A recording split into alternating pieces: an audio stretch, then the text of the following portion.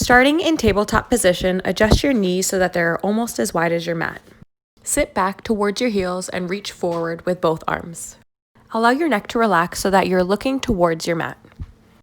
With this exercise, you should be feeling a pretty nice stretch through your lats or through your upper back, as well as through your low back and through your glutes. If you want, you can also perform this exercise a little bit more comfortably and more relaxed by stacking a few pillows underneath your chest. Hold this stretch for about 30 seconds. Staying on the floor for our next exercise, we're moving on to the pigeon stretch. Pull your left knee forward and open up through the hip until you feel a comfortable stretch through the glutes and thigh muscles.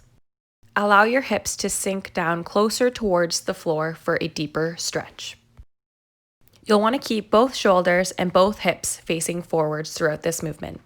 For a deeper stretch of the glutes on the left side with this movement, you can come down onto your forearms. I like to slowly progress this movement and then hold per side for about 30 seconds. This is a really nice stretch if you find yourself sitting for long periods of time, either commuting to work or just working at a desk. After completing about 30 seconds of this stretch on this side, you can slowly get up from this position and repeat on the opposite side. Sit back into this stretch on the right side. You'll notice that both my shoulders and my hips are facing forward, and my left knee cap is actually pointing down towards the ground. Sitting nice and high in this stretch, you might actually feel a stretch along the front of that left hip as well. During this time of the month, I tend to notice that the muscles around my hips really tend to tense up. So I find this stretch really relieving for both my hip flexors and my glutes.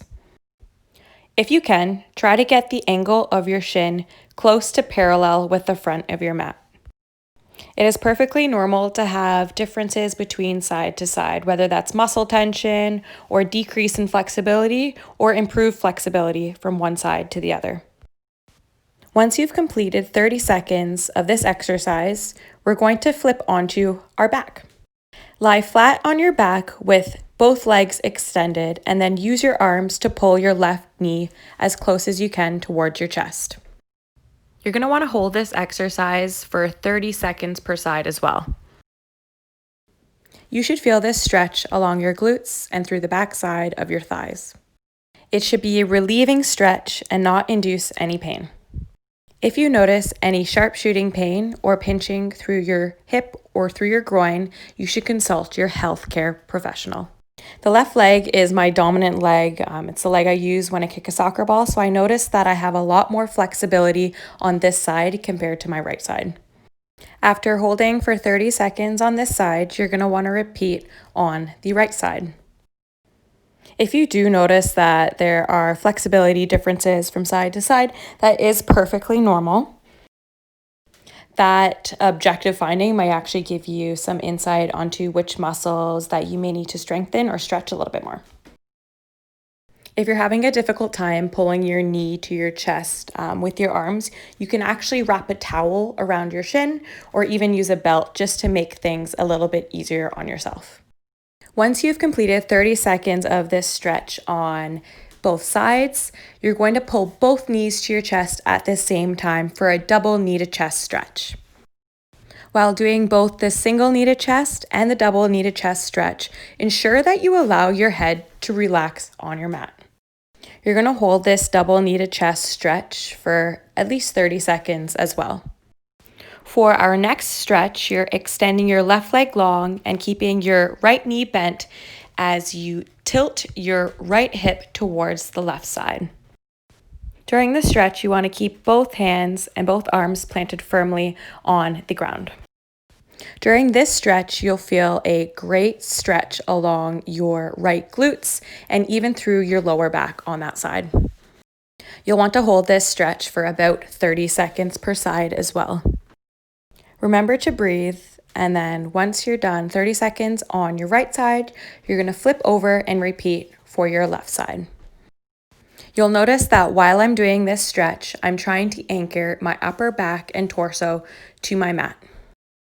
While I find this stretch very relieving during the time of the month, I also find it to be a super relieving exercise for whenever I'm struggling with SI joint pain. After completing 30 seconds of this stretch, you're going to head back onto lying flat on your back. With your knees bent up towards your hips, you're going to just start tilting your knees from side to side. While doing this exercise, stay within a comfortable range. If you're noticing any pain or pinching through your hips, come just short of that with your range of motion. With this exercise, you'll want to tilt towards each side 5 times. You'll notice with this exercise, I'm also keeping my hands and my arms planted firmly on the ground. For our last stretch, we're heading into a standing position. Starting on our left side, we're flexing our left ankle up towards our face and hinging at our hips as we lean forward towards our left foot. For this stretch, you should feel a pretty good pull and stretch through the back of that left thigh. You may also feel a little bit up through the left glute and into the left calf. Hold this stretch for 30 seconds on the left side before slowly standing up and repeating on the right side. If you notice any sharp shooting pain or tingling or numbness down through either of your legs, stop this stretch and consult with your healthcare professional. This is another stretch that you can do holding either a towel or a belt or a resistance band, just so that you don't have to bend forward quite as much. Let me know in the comment section below which stretch or exercise was most relieving for you. I hope you enjoyed this video. Make sure you hit the like button, be sure to subscribe, and hit the bell so that you can be notified every single time I post a new video. Thanks so much for being here, and I'll see you in the next video. Stay well.